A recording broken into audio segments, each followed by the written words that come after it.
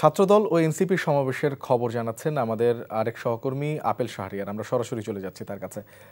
Apple, এই দুই কর্মসূচি ঘিরে আসলে আইন শৃঙ্খলা পরিস্থিতি কেমন দেখছেন আমাদের জানাবেন।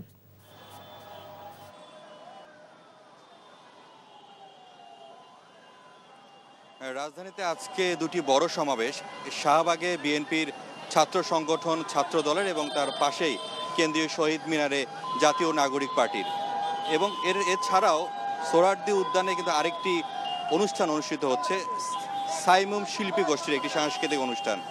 এই দুটি বড় যে সমাবেশ রাজধানীতে, এই সুযোগে তৃতীয় পক্ষ এসে কোনো ধরনের বিশৃঙ্খলা নাশকতা যাতে করতে না পারে, এজন্য নেতাকর্মীদেরকে সতর্ক থাকার নির্দেশনা দেওয়া হয়েছে। একই সঙ্গে আইন শৃঙ্খলা রক্ষাকারী বাহিনী তাদের গোয়েন্দা নজরদারি বাড়িয়েছেন।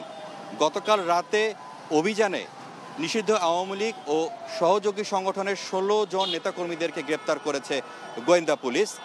এবং এই সমাবেশের আশপাশের যে সড়ক রয়েছে, সেই সড়কেও আমি দেখেছি যে চেকপোস্ট বসানো হয়েছে, সন্দেহজনক মনে হলে তল্লাশি করা হচ্ছে।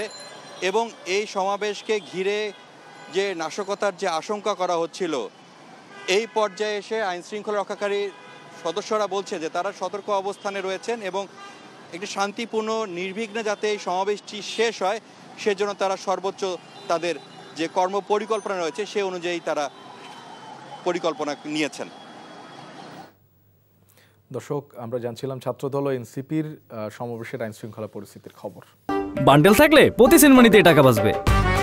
বিকাশ সেনমানি বান্ডেল কিনে জিতুন প্রতি লেনদেনে।